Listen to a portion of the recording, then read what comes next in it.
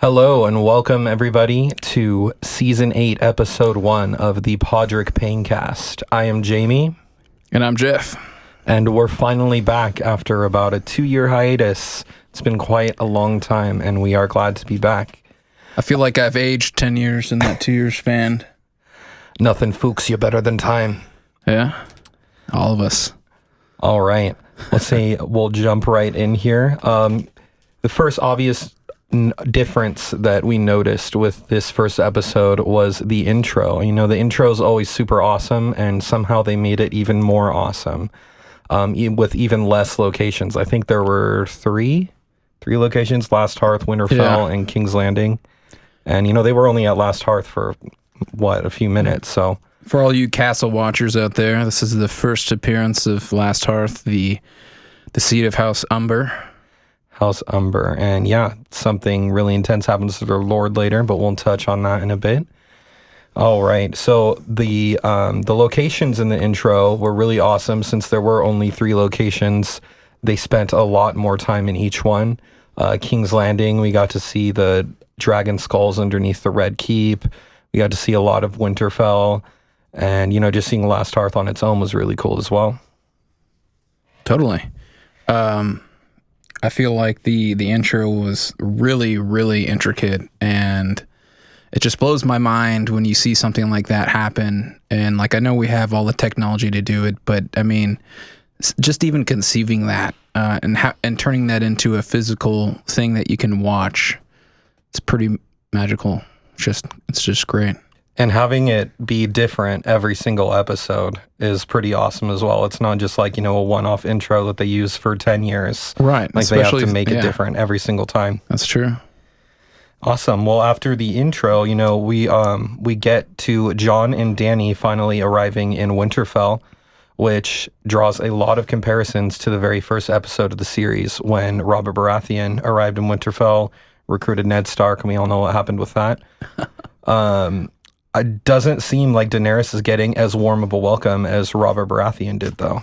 Why do you think that is? Well, so they elected Jon, obviously we all know, they elected Jon as king in the North, and the North are kind of a very stubborn type of people, and they're mistrustful of outsiders.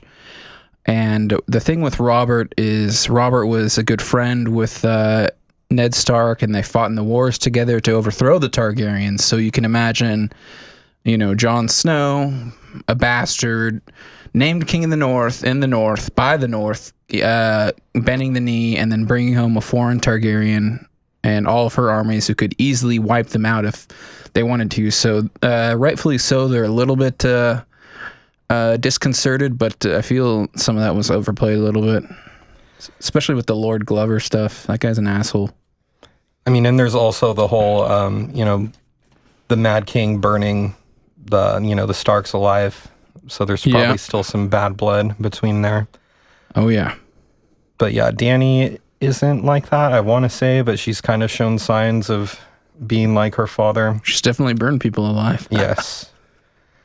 And so let's get into Sansa and Dany's dynamics, which are very interesting. At first, you know, Dany's being polite, telling Sansa how beautiful she is. You can automatically tell that Sansa is just very mistrusting. She doesn't, like, fully believe in her. Right. Also, the part where she, you know, where they're having, like, the council in the North or whatever, she's calling out, like, how are we going to feed the army? How are we going to feed the dragons? And one of my favorite lines of the episode was when she asked, what do dragons even eat? And Dany says, whatever they want. I was like, that's freaking badass. That's like a total Mean Girls vibe right there, just like between Daenerys and Sansa.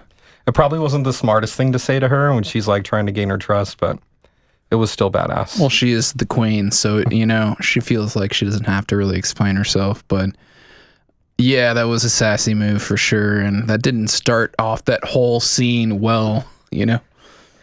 And also somebody that was pretty vocal in that little council scene was little Lyanna Mormont. Right. Who we all know and love. But she is also showing how distrustful she is of the outsiders and of Daenerys and her army and all of that. So, you know, they all believed in Jon. They made them their king, and he pretty much just gave it up. They can't really understand the reasons why. But, there's going to be some more interesting dynamics going on there because Jon now knows who he is. He's going to have to tell Daenerys that at some point, and I'm really not sure how Daenerys is going to react to that. What do you think? Well, that's the thing about natural leaders is sometimes you have to make decisions that are not going to be popular, even though if it's for the best.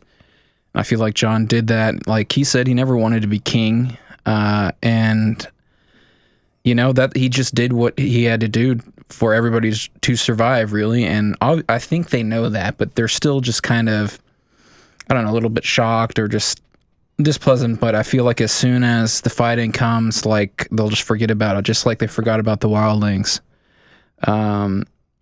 So yeah, that's kind of my opinion on that whole matter. Yeah, and before we wrap things up in Winterfell, kind of wanted to jump down south and go to King's Landing.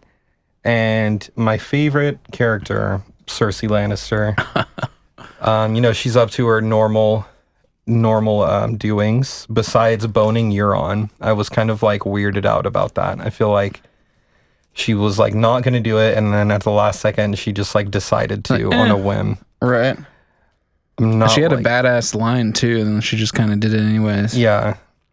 Well, the part where after they do it or whatever, she's all telling him that he's the most arrogant man that she's ever met, and that's what she likes. And I'm like, I guess that is kind of what she likes, judging by her her past. Her taste in men.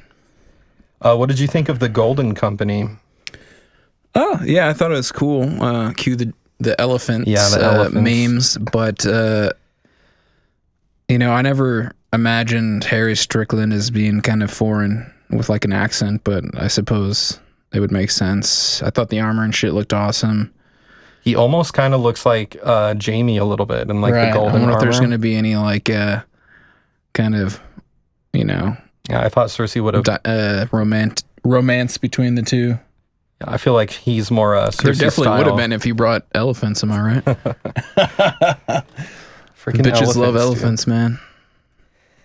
All right, and then going back to Cersei and Euron, one thing that I thought was interesting was when, everything is done and Euron like rubs her tummy and is like, I'm going to put a prince in your belly. And like the look on Cersei's face, like you can tell that either there already is a prince in her belly or that she was lying about it and now there might be. So that's like something to watch for there. Didn't Qyburn tell her last season that she was pregnant or she lost the baby or one of the two? I can't remember. I don't remember if Qyburn had anything to do with it. I think it was just her telling it. I don't think Qyburn said anything about it. And when that happened, I felt like it was more of a ploy, like a lure almost to like get Jaime to like do her bidding. Right. Yeah. So she's still drinking the wine, and I don't think she looks any bigger. Oh, that's true. Right? She was still drinking the wine. I feel like that we would have noticed those two things. Very true. All right, and then while we had Euron in doing his business with Cersei, we had Theon have a little redemption scene, saving Yara, and then getting like almost knocked out right afterwards, but it was still pretty awesome. I love how there were just no words in that scene. Obviously they talked after, but it's pretty practical. I'm kind of wondering how they just kind of snuck out of the Greyjoy fleet. Like, did they just think, oh, which is Euron fucking going off on a little joyride or something, or, Yeah, they leave out little details like that sometimes. I understand the sentiment, though. It's like, we don't need 20 minutes to, like, describe and set up how every scene happens. Otherwise, it'd be a 10-hour episode, which I feel like we would all enjoy either way, but I understand the practicality of that. I think their choice to take the ships and go back to the Iron Islands is a pretty cool one, and their reasoning for it, I think, is going to play a part later, because after the the big Battle of Winterfell that everybody's been hearing about, I don't think they're going to be able to stay there, so they are going to need somewhere to go. So instead of heading down south, which would be the obvious choice, they now have the option to go to the Iron Islands, and they are islands, so I figure they'll be safe there for at least a little bit. Unless that water freezes. Do you think they're going to lose the Battle of the Dead and then the dead come to the Lannisters in King's Landing? Is that what you think? I wouldn't say like lose it, but I definitely think Winterfell is going to fall. Like they're not going to be able to hold the castle forever. I don't know, that's just my opinion. My original, now that you brought that up, but my original opinion was that they do win the Battle of Winterfell, and then the next battle would be against the Golden Company and the North, basically. But the fact that they set up the thing with Yara Greyjoy going back to the Iron Islands kind of makes me waver on that opinion. So I think it's plausible that Winterfell falls, but like you said, if they do, I don't think there's going to be any like significant losses. Maybe we might lose some of our favorite characters, but yeah. I think the first like major death is going to be a character like Beric Dondarrion, Grey Worm, maybe Missandei, just because they're important characters, but they're not like the core characters, you know. Right. So yeah, I could see Jorah dying. Jorah, or even maybe Tormund. I hate to say Hound. it, but no, don't kill the Hound. He already died. Yeah. Can't kill him twice. Can't kill an outlaw. Inside. People might recognize that. All right. What's next? I mean, so back up in Winterfell. I mean, that's the only other like setting really. No, we'll touch on that last Hearth stuff actually. So we go up to the House Umber, right? Right. Yeah. So it's the seat of House Umber, which is the closest castle to the wall. And their lord, since all the other older ones got killed in the War of the Five Kings, is Ned Umber. Ned Umber, and he's a very young boy. So he is present during the whole council they have in Winterfell, and basically Jon tells him to, go back to the last Hearth and collect his army and whatever and bring it back to Winterfell. Thanks, Bran. He could have just said no. Yeah. They're already dead. So then we finally see our friends from beyond the wall, which we finally know that they're not dead now. Tormund and Dolorous Edd and Beric Dondarrion and the Hound. I love that line, the blue eyes. Yes. I've always had blue eyes. And we see some pretty disturbing stuff there. What did you think of that? I'm kind of wondering what that is, to be honest, because as we were talking earlier before we started recording, we're kind of thinking of like, what is the White Walkers' motives? Do they just want to kill everybody? Or like, do they have some sort of goal? Or like, are they looking for something? And like, what started that series of events? And the thing they did with all the body parts, kind of in the circular motion. Yeah, we've seen that pattern multiple times. We've seen that in the first episode in the snow when the Royce kid gets killed. We've seen that in the caves in Dragonstone. The Fist of the First Men. The Fist of the First Men. So I feel like I don't know if they're trying to communicate with people, or I have a feeling it has something to do with the Stark lineage, for sure. Yeah, Bran is going to have to fill us in here pretty soon. He knows too much, and we don't know enough. The thing is with Bran is he knows everything. So like, that's like having a library full of books, but like the answer is just like on one page. Like, yeah, you have so much information to sort through. Like, how are you going to figure that out? But I feel like a person who might discover that would be Sam. I think the combination of Bran and like Sam are like the knowledge team, and like they'll eventually figure it out, or it will just play out and it's not over until it's over, Yeah.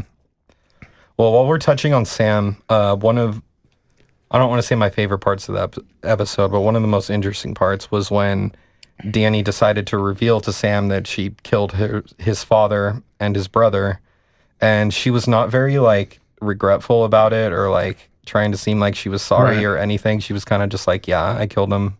What are you going to do? And I was a little surprised on how sad that Sam was, because he didn't like his father very much. I can understand with his brother, but he was very visibly distraught. And he goes and tells Jon that, obviously, and then goes and tells Jon who he actually is. And so what I'm waiting for in this next episode is, what is Jon going to say to Daenerys about killing Sam's parents? Because we know how Jon feels about that kind of stuff. He banished Melisandre after he found out that she burned Shireen. So we know that he's also executed people, though, as well. So it's kind of... There is a line, though, right? I mean, he executed people, like, people that, like, really deserved it. See, what I don't get is why the Tarleys just wouldn't bend the knee. They were loyal to the Reach, and like they were defeated, and the Reach were loyal to Daenerys. It's because Randall Tarley was racist, dude. I feel like he would have bent the knee if it was like all a Westerosi army, but since it was foreign, unsullied, and Dothraki, like he's racist, and he's not about that. So yeah, there's Sam, and I'm really interested to see what Jon does there, because if he does get mad at Daenerys, especially after telling Daenerys who he is, I feel like she's going to view that as Jon's now trying to be king. Jon's trying to tell me what to do. All right. And that's not going to sit well with her. The acting in that scene between John Bradley and Emilia Clarke and, Jorah doesn't say much. Not Jorah, but the acting between Sam and Daenerys in that scene was like so beautiful. It was just like, yeah, I mean, it's a really tough scene for Sam, and I felt like, even though he was abused, by his father, but like, it like really shut off all like possibility for like closure for him, And then when he heard that his brother died too, like who he liked. Yeah. And then he just kind of like, man, that's tough, dude. Well, it's showing like Sam's never really met her before, so he has all this trust in Jon. Like he trusts Jon more than anybody in the world. So just from trusting Jon, he's gonna trust Daenerys. And the first time, the he first meets her, he's like, oh, by the way, I burnt your dad and your brother alive. Yeah, it wasn't a fire. very. I didn't just execute them; I burnt them with fire. Does it sound familiar? Sam would know. While we're talking about dragons, let's get into that dragon ride scene that probably cost like $10 million to make. Sorry, Ghost. And elephants. Yeah, I wanted the elephants. Come on. We all wanted the elephants, man. I mean, it was very like fanfare, I feel like, that whole scene, but it was still like fucking awesome. There's no way to get around it. Like Jon Snow's on a fucking dragon. I think it was a very important foreshadowing that Jon is actually Rhaegar's son, also not Ned's. It's like now Jon knows how to ride a dragon, so if he like has to fight like later on in the season, like he knows how to now. Right. I don't know if you saw the behind the scenes, but they said that only Targaryens could ride dragons. Really, I don't know if that's like book canon, but so I feel like just that fact makes it like a very important foreshadow. Obviously, it's dramatic irony because like us readers, we know what's going on, but like the characters don't, but like everybody saw Jon riding the fucking dragons, so And we were talking about this earlier too before we started recording, but this happened a couple seasons ago, but it still sticks in my mind the interaction that Tyrion had with the dragons in Meereen. Mm-hmm. And I'm always still down for the theory that Tyrion is a hidden Targaryen. I don't know if it's going to come out in the show. There's not a lot of time left for that to develop. And there's also not a third dragon anymore unless it somehow gets turned back. I feel like there's some decent evidence, but I don't know. I don't, like you said, there's just so much time left. And we were also talking about this earlier. It's like not a whole lot in terms of events happen in this first episode. So we only have like 5 episodes left for like the conclusion of the series. So it's safe to assume that any like crazy off the wall theories might have been debunked for show canon at this point in time. But that would be, I don't know. I'm sensing some sort of like, just like everybody is just not vibing with Daenerys from this episode, from what I saw. Even like Tyrion to a point. Yeah, shit's gonna get real quick though. Like the White Walkers are a lot closer than they're making it out to be, and they're gonna have to put that shit all aside and like fight the freaking White Walkers, or they're all gonna die. Yeah, just like Tyrion said. I love the line Sansa said when Tyrion's like, Cersei's gonna come, the Lannisters are gonna join them in the fight, and then Sansa's and you believed her. Yeah, I used to think you were the cleverest man alive. Yeah, I'm surprised that he put that much trust in Cersei too, and Cersei was so fast to like turn on him. It was like immediately after they left, she was like, yeah, I'm not doing that. Of course, that's classic Cersei. All right, so pretty much the last thing that happens in the episode, and the guy that I was waiting to see the entire time, Mr. Jaime Lannister, shows up in Winterfell, and him and Bran have that interaction, that locking of the eyes, and I'm like very concerned for him as to like what's going to happen to him in the next episode. I honestly think that everybody is going to want to kill him except for Bran. I think Bran is going to end up somehow keeping him alive. Dude. Speaking of Bran, we'll get to Bran later, but that was just such an emotional scene. I pretty much knew when Bran said he's waiting for an old friend that it was Jaime Lannister, but just that look between the two, and Jaime was like, "Oh shit," that was pretty great. And I can't wait to see how everybody reacts to Jaime being there. I mean, and all these people that are... I mean, we're all used to Jaime's character arc. Like, we know how much that he's changed. But all the people in Winterfell, there wasn't really anybody there to observe that change. So they're all, like, kind of judging him based on that season 1, episode 1, Jaime Lannister. Like, they still think that he's that person. And that's true. Like, he's definitely not that person Except maybe anymore. Brienne, yeah. Where the hell was Brienne? Her and Podrick have just been kind of in the background so far. I haven't even... Were they even in the episode? I didn't see them Better not kill Podrick. Yeah, you can't kill Podrick. I'll be brokenhearted. I think we'll see some of them. It's just, like I said, there's so many characters now in one place. I doubt we're ever going to figure it out, but I'll never stop longing to know what the fuck Podrick did to those prostitutes. Right. It will haunt me until the day that I die. He listened. So Jon and should we get the Stark Union kind of the Stark discussion going? Yeah, like the reunions or whatever. Like yeah. I mean, my obvious favorite was Jon and Arya seeing each other again. They were always like very close. And another one of my favorite lines of the episode was when he notices that she still has a needle, and he's like, "Oh, have you ever had to use it?" I mean, us as fans were all just like, "Ha, Jon, you know nothing." As just always, like a couple times, a few times or whatever. And then she didn't show off the cat's paw blade, which I thought for sure she was going to do, because she was like all oogling over Longclaw and the Valyrian steel. Right. She did to Gendry, though. Oh, Gendry. I'm so glad that Gendry and Arya are back together. And I'm so glad that they're like I'm totally shipping it. Yes, they're like openly flirting together now too, which is awesome. What do you think that thing was that she wants Gendry to make? The drawing. I think it's some sort of spear thing that's going to kill the dragon. Viserion. Right? That's his name? Viserion, yeah. He's the ice dragon. I think it's some sort of bolt of dragon glass. It looks like something like projectile. Like one of my friends was even saying it kind of looked like almost like a ballistic knife or like a blow dart. Right. Of some kind. So I'm just calling it. Does she even know? Or she does know that they have the dragon because Bran told them all in the council. Okay.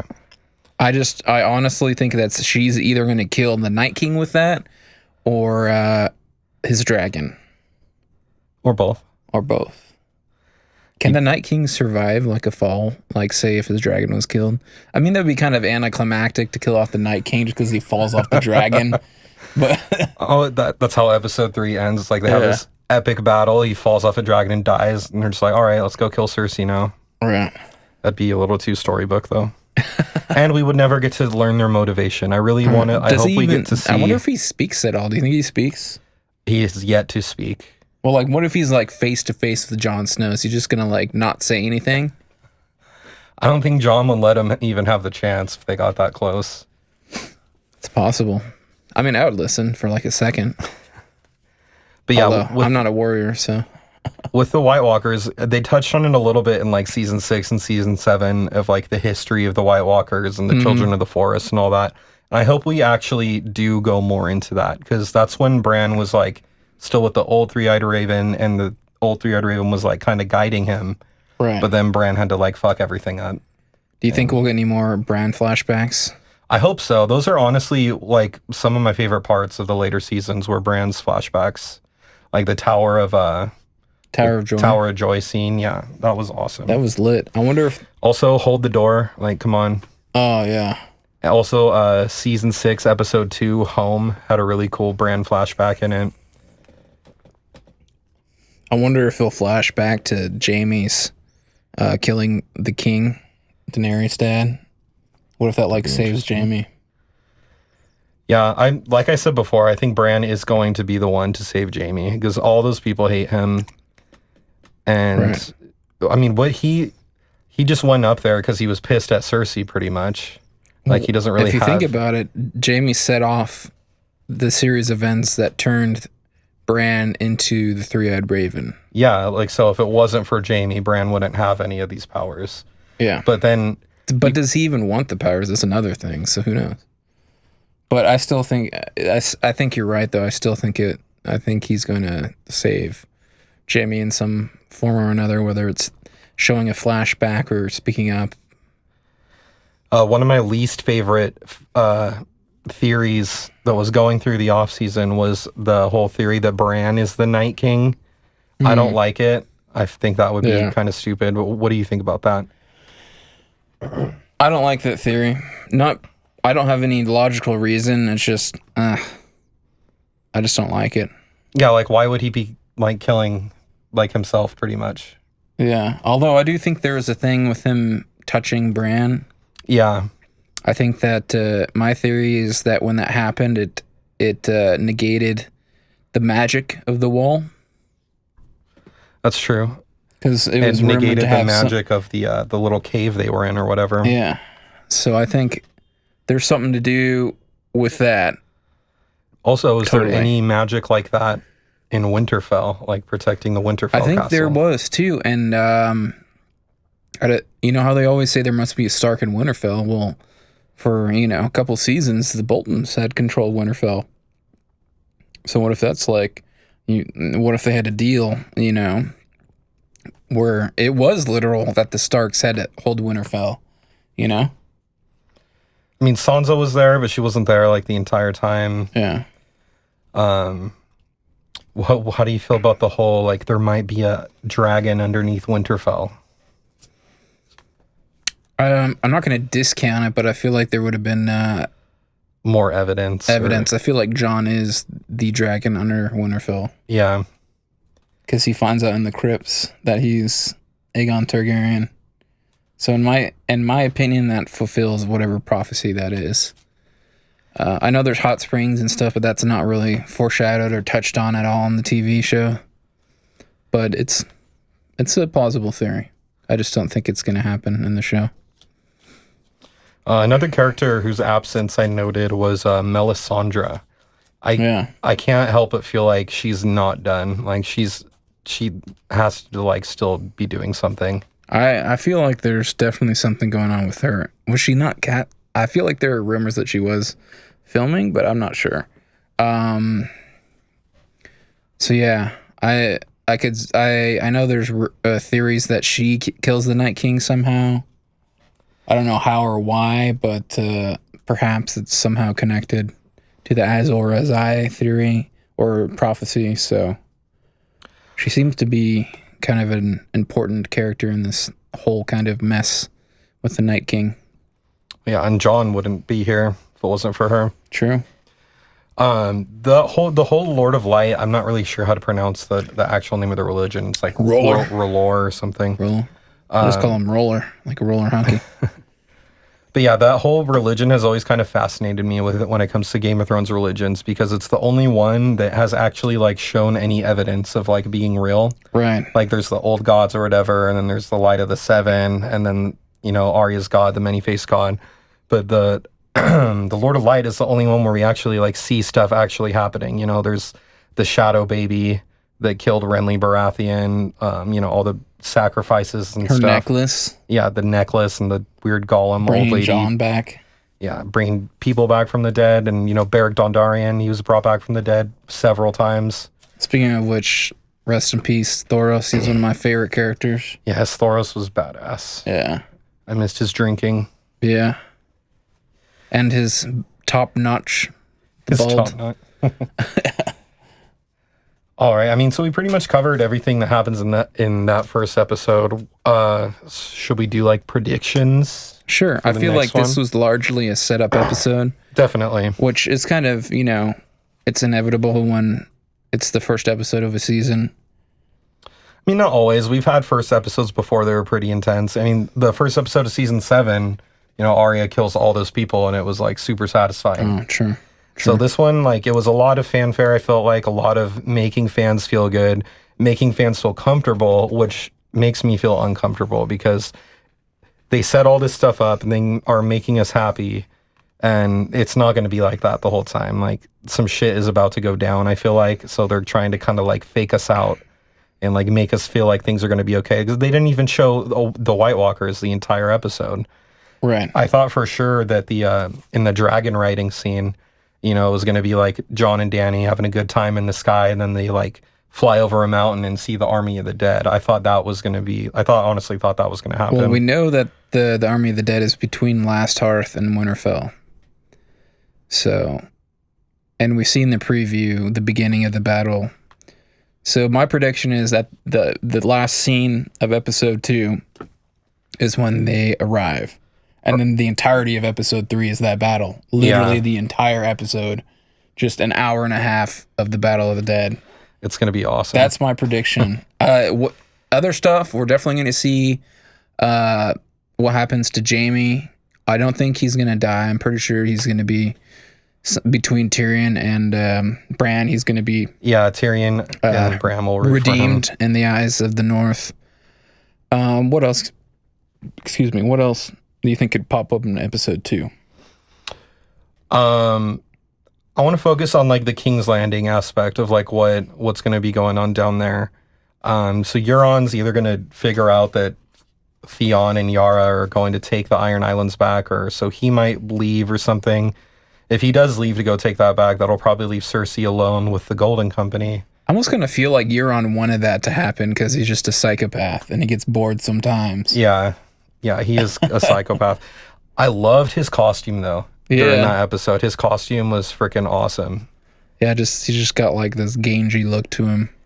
It's like gangy, but like still elegant. He's got like all the silks, and it's like a weird like fishnet fucking shawl thing going on. Right. But yeah, that was really cool. I do hope we see Brienne and Podrick. Of course I do. I definitely feel like there's going to be a scene between hopefully Jaime, Podrick, and Brienne and Tyrion. I feel like that's another possibility. I definitely think at least Tyrion and Jaime are going to have scenes. I definitely think Brienne and Jaime are going to have scenes. So if we're lucky, we'll get some pot action. But at this point in time in the season, who knows, man? Or just in the series in general. I just remembered one thing that we didn't touch on, and it's kind of important. Bronn being like contracted to kill Jaime and Tyrion from Cersei with the crossbow that was used to kill Tywin Lannister. Well, here's my theory on that. It's a popular theory, so I can't really claim it as mine. But, so before the meeting of the Dragon Pit, Tyrion says, whatever they offer you, I'll double it. So obviously he wants a castle. So do we know of any places with 2 castles that's vacant? The Twins. The Twins, that's very true. I feel like Bronn is going to be the eventual Lord of the Twins. He gets 2 castles. He can just charge people to pass. It's the perfect castle for Bronn, in my opinion. Plus, fuck the phrase. That's my Bronn theory. That's a good one. I really can't see him betraying. He wouldn't. Well, I just can't see him killing Jaime and Tyrion. Honestly, he liked both of them. I don't think he would kill either of them. Yeah, this is like where I think he draws the line.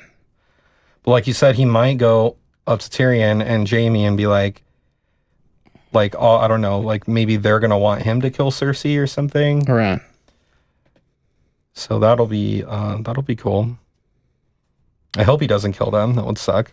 Yeah, that would suck. But people are gonna die, so I just don't think that's how they die. Personally. No, I don't. That would be a bad way for them to die. Who do you think is like for sure dead, if anyone? Like this season, or just next episode, or just Like in the next 2 episodes. Because people are going to die in that 3rd episode for sure. I feel like for sure, like some main characters like that we like are going to die. Like Dondarrion, he's a goner. I think all the Brotherhood, possibly even Clegane. I think they're going to go. I feel like no Clegane Bowl. You know what? That's a tough decision. It's just like I feel like there's not a lot of room in the season for that. Although if there is, if it does go, if it does happen to where the Starks defeat the Army of the Dead, and then it's the Stark versus Lannister matchup, I feel like there is going to be a Clegane Bowl. Otherwise, I feel like there might not be. So with the whole like defeating the Army of the Dead, like, do you think they can do it? Like, do you think they have enough power to do that?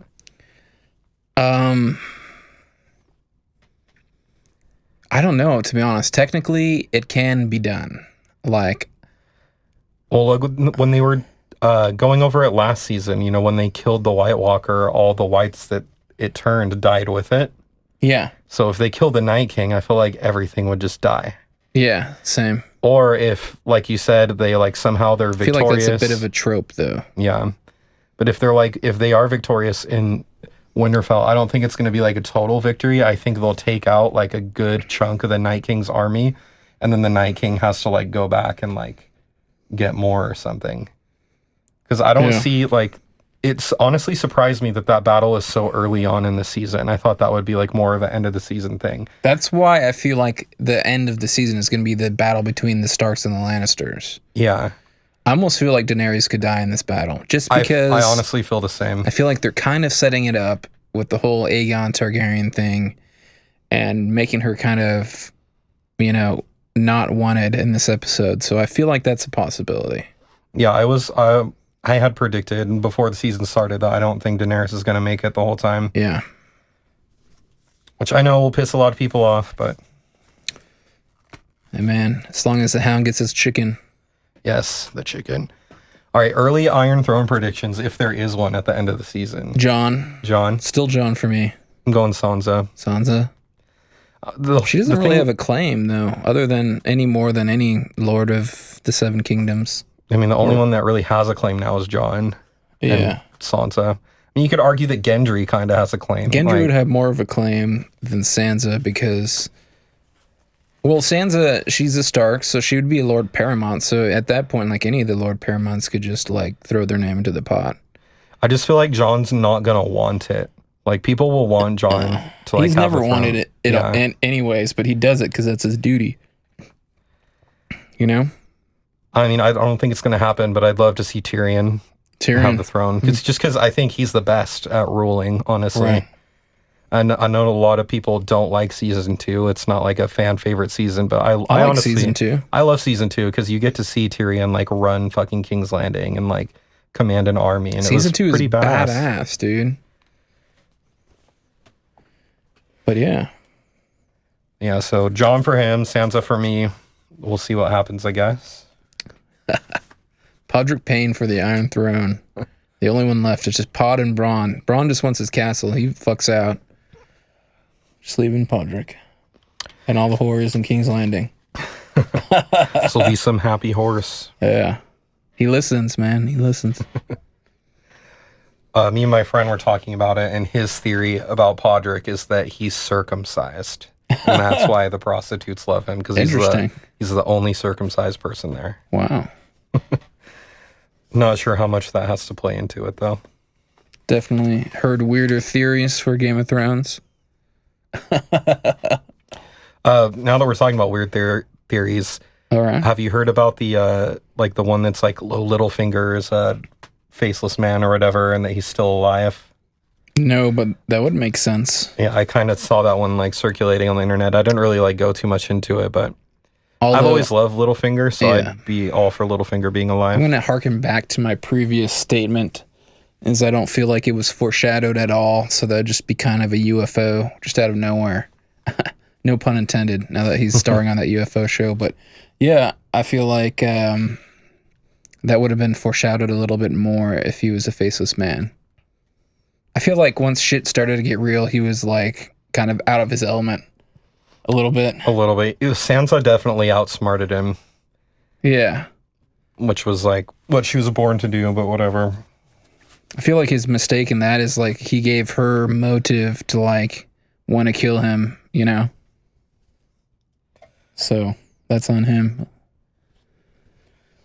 All right. Well, I think we pretty much touched on everything. Is there anything else you wanted to go over? No, I think we did a pretty good touching on that subject. Yeah. And hopefully next time there'll be more to talk about. Because honestly, like we were saying earlier, like nothing really major happened. It was just kind of like an a intro, setup, a lot of fanfare, like I was saying. Yeah, character reunions and stuff. But yeah, next time Which hopefully I love. we'll get some. I'm not harping on that at all. I love that shit. I just want to get some blood on my hands, you know? Right. All right. Well, until next week, season 8, episode 2, we will see you guys next time. Thanks for watching. This is the Podrick Paynecast with Jeff and Jamie. Good night or day.